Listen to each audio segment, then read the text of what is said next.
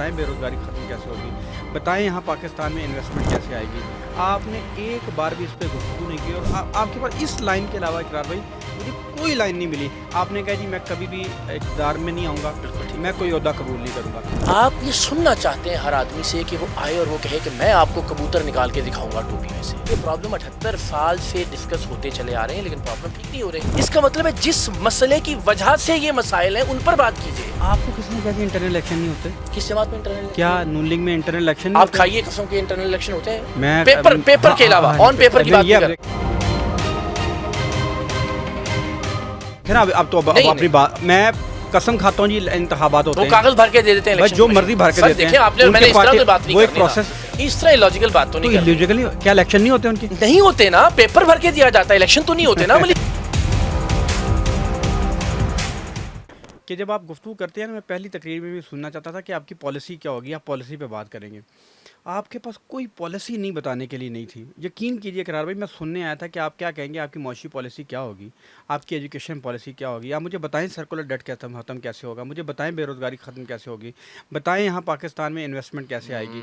आपने एक बार भी इस पर गुफ्तगू नहीं की और तो उस पर तुर्रा ये है कि आप बस कह रहे हैं जी एक ही आपके पास इस लाइन के अलावा इकरार भाई मुझे कोई लाइन नहीं मिली। आपने कहा जी मैं कभी भी इक़्तिदार में नहीं आऊँगा, बिल्कुल ठीक मैं कोई ओहदा कबूल नहीं करूँगा। मैं कहता हूँ 2-4 जुमलों के अलावा मुझे बताएं अभी तक आपने पाकिस्तान के जो मसाइल हैं उसको कहाँ एड्रेस किया है? तारिक साहब, प्रॉब्लम ये है ना कि हम सब के अंदर, चाहे आप जैसे कोई पढ़ा लिखा शख्स ही हो ना, शख्सियत परस्ती घर कर गई है। आप ये सुनना चाहते हैं हर आदमी से कि वो आए और वो कहे कि मैं आपको कबूतर निकाल के दिखाऊंगा टोपी में से। आप ये सुनना चाहते हैं हर आदमी से कि कोई आए और कहे मैं पहाड़ों से उतरा हुआ मसीहा और निजात दहिंदा हूँ और मैं जादू की ये छड़ी घुमाऊंगा और ये महंगाई, गुर्बत, बेरोजगारी, लाकानूनियत, नाइंसाफ़ी ये सब ठीक हो जाएगी। हुजूर वाला ये प्रॉब्लम 78 साल से डिस्कस होते चले आ रहे हैं लेकिन प्रॉब्लम ठीक नहीं हो रहे।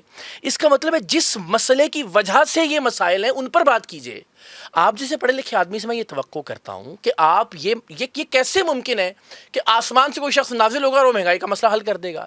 ये कैसे मुमकिन है कि वो मईशत ठीक कर देगा, बलूचिस्तान का मसला हल कर देगा, वो पाकिस्तान से लाकानूनियत ख़त्म कर देगा, अदालतों में इंसाफ होने लगेगा? हुजूर वाला, जिन लोगों ने ये काम करना है पहले उन लोगों को लाने का कोई मेरिट का निज़ाम तो बनाइए।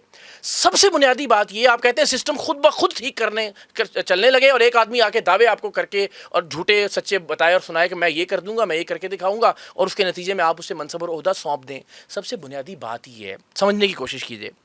ये सारे मसाइल या जो सारी पॉलिसीज़ जिनकी तवक्को आप मुझसे कर रहे हैं, ये ख़राब ही इसलिए हैं कि इन्हें चलाने वाले ठीक लोग नहीं आते। ठीक लोग इसलिए नहीं आते कि हमने लोगों को आगे लाने का कोई मेरिट का और इंटरनल जमहूरियत का निज़ाम नहीं रखा हुआ। लोग क्यों आगे आते हैं? वफ़ादारी की बुनियाद पे। लोग कैसे आगे आते हैं? रिश्तेदारी की बुनियाद पे, खुशामद की बुनियाद पे, चापलूसी की बुनियाद पे, अपनी मालो दौलत की बुनियाद पे, कोई वडेरे का बेटा होने की बुनियाद पे, कोई जागीरदार की औलाद होने की बुनियाद पे। आप सबसे पहले एक ऐसा निज़ाम बनाइए कि जिसमें काबिल और बासलाहियत लोग आगे आएँ, वो सिस्टम को ठीक चलाएंगे। सिस्टम ठीक चलेगा तो चीज़ें बेहतर होना शुरू हो जाएंगी। तो मेरी गुजारिश है कि बुनियादी जो मामला और मसला है ना उसकी तरफ आइए। दूसरी बात, मुझसे ये तवक्को मत कीजिए कि मैं आपको बताऊं कि बलूचिस्तान का मसला ऐसे हल करेंगे। मुझसे ये तवक्को मत कीजिए कि मैं आपको बताऊं डॉलर कैसे कंट्रोल करेंगे, मईशत को कैसे बेहतर करेंगे, बेरोज़गारी। सर फिर तो आप एक डिक्टेटर से ये तवक्को कर रहे हैं कि वो अपना जहन, अपनी पॉलिसीज़, अपने नज़रियात मुसल्लत कर दे एक जमात के ऊपर जो अभी मार्ज़ वजूद में भी नहीं आई। आप बेहतरीन लोगों के इंतखाब का एक मैकेनिज़्म बनाइए। स्वाबी से, चार सद्दा से, विहाड़ी से, बूरे वाला से, तुरबत से, नौशकी से बेहतरीन अजहान एक ऐसा निज़ाम बनाइए कि वो आएँ, कैबिनेट्स बनाएं, इलेक्टेड लोग हों, वो इलेक्टेड लोग फैसले करें कि उन्हें पाकिस्तान को कैसे लेके चलाना है। पाकिस्तान के वो मुंतखब मिडिल क्लास के लोग जो उन मसाइल से निकल कर आए हैं और बेस्ट जहन हैं, जो सबसे बेस्ट पॉसिबल लोग हैं अपनी अपनी पोजीशंस के लिए, उनको ये तय कर लेने दीजिए कि पाकिस्तान को कैसे चलाना है।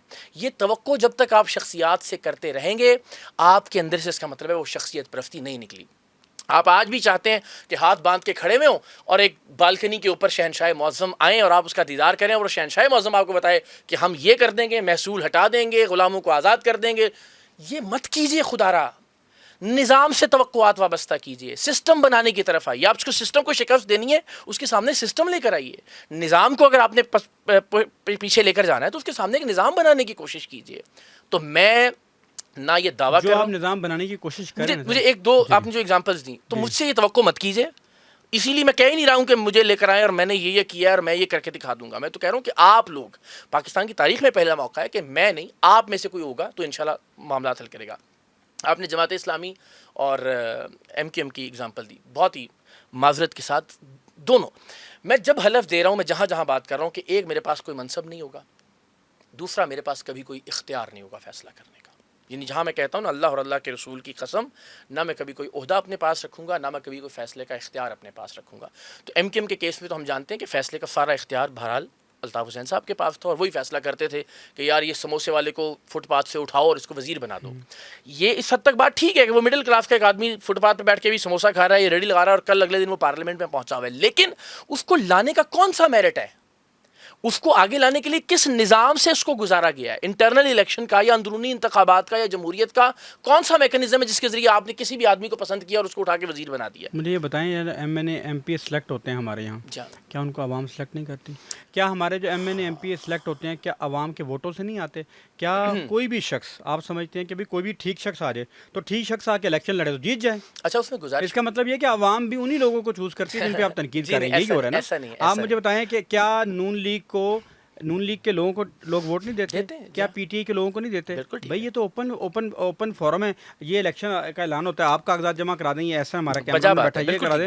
تو مسئلہ یہ ہے کہ عوام اس نیریٹو کو بائی نہیں کرتی جس کی آپ بات کر رہے ہیں, کیونکہ عوام جب ووٹ ڈالتی ہے آج آ کے Peoples Party, Noon League, P T I انہی وڈیروں کو اور انہی لوگوں کو ڈالتی ہے. اس کا مطلب ہے کہ عوام کی یہی معیار ہے. ایسا نہیں ہوتا. آپ کیا عوام کا معیار بدل لیں گے؟ آپ جو کہتے ہیں جی میں نئے لوگ لے کے آؤں گا, بھائی نئے لوگ لے کے آئیں گے, ان کو سلیکٹ تو یہی عوام کرے گی نا.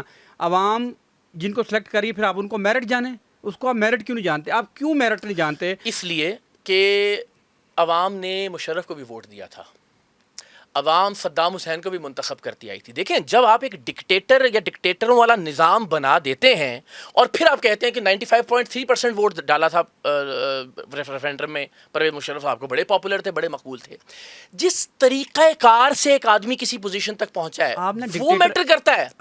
میں الیکشن پروسیس کی بات کر رہا ہوں, میں اسی کی بات کر رہا ہوں نا سر. آپ الیکشن کی بجائے ڈکٹیٹر کی طرف سے اس مرحلے کا ذکر کر رہے ہیں جہاں پاکستان میں پیپلز پارٹی ٹوٹ پھوٹ کا شکار تھی, نون لیگ ٹوٹ پھوٹ کا شکار تھی. میں کہتا ہوں جو پراپر سیاسی جماعتیں آپریشنل ہوں. میری گزارش تو سن آپ, میری یہ رائے ہے سر کہ آپ کا یہ جو موقف ہے نا کہ بھائی لوگ ڈیسائیڈ کریں گے, تو لوگ تو ابھی بھی ڈیسائیڈ کر رہے ہیں. نہیں, میں وہی سمجھا, میرا نقطہ سمجھیے آپ.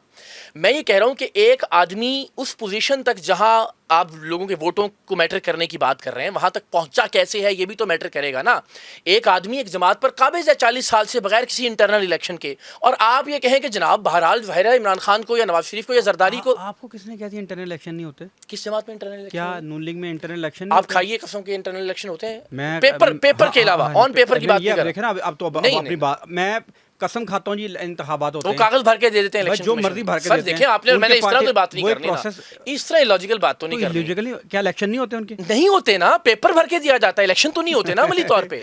ان کا آپ یہ حلف دے سکتے ہیں کہ نون لیگ میں, پیپلز پارٹی میں, پی ٹی آئی میں الیکشنز ہوتے ہیں جو پیپر الیکشن کمیشن میں بھر کے دیتے ہیں کہ جناب انتخابات کے نتیجے میں یہ ہوتے ہیں, آپ اس بات پہ حلف دے سکتے ہیں؟ مجھے بتائیں. تو جن جماعتوں میں طارق صاحب خود جمہوریت نہیں ہے, آپ ان سے توقع کرتے ہیں کہ وہ ملک میں آپ کو جمہوریت لا کے دیں گی؟ جن جماعتوں میں جمہوریت نہیں ہے نا, ان کے لوگ جا کے الیکشن لڑتے ہیں, اور سر نہیں نا, پھر وہی بات, وہ تو پھر مشرف بھی الیکشن لڑ کے جیتا تھا. نہیں کوئی فرق نہ, وہ بھی ایک جابرانہ طریقے سے ایک منصب تک پہنچا اور وہاں جا کے اس نے الیکشن لڑا. یہاں بھی جو پارٹی کے چیئرمین ہیں وہ بھی بغیر کسی انٹرنل الیکشن اور جمہوریت کے اپنے منصبوں پر قابض ہیں, پولیٹیکل ڈکٹیٹرز ہیں, وہ بھی الیکشن لڑتے ہیں. وہ اتنے طاقتور ہو جاتے ہیں. صدام بھی ایک وقت میں اس کے خلاف کوئی نہیں الیکشن جیت سکتا تھا. اس طرح جو آپ کے معمر قذافی ہیں ان کے خلاف بھی کوئی, ہٹلر کے خلاف بھی نہیں جیت سکتا. آگے بڑھتے ہیں. وہ سسٹم ٹھیک کرنا ہے جہاں پہ کوئی آدمی ٹھیک ہوگا, وہ سسٹم, یہی سسٹم ٹھیک ہوگا نا. جائیں گے تو عوام کے پاس نا سر, پہلے تو کار کو دیکھیں, عوام کے فرض کریں آپ میری بات سنیں, آپ نے اقرار صاحب نے ایک بڑی اچھی پارٹی بنا لی, وہ پارٹی بنا کے لوگوں کو دکھا دی کہ یار میں نے اپنی طرف سے بہترین لوگ چن لیے ہیں,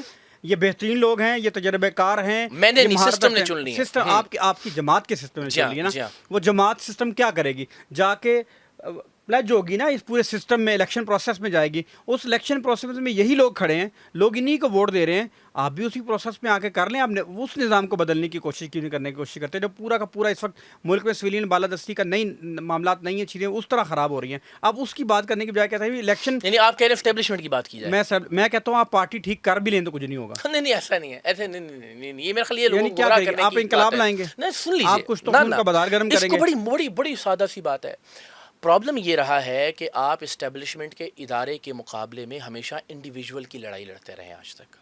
इदारे के सामने भुट्टो साहब की लड़ाई लड़ी इस कौम ने, इदारे के सामने मियाँ साहब की लड़ाई लड़ी जब वो वोट को इज़्ज़त दो की बात करते थे, इदारे के सामने आज इमरान खान की लड़ाई लड़ रहे हैं।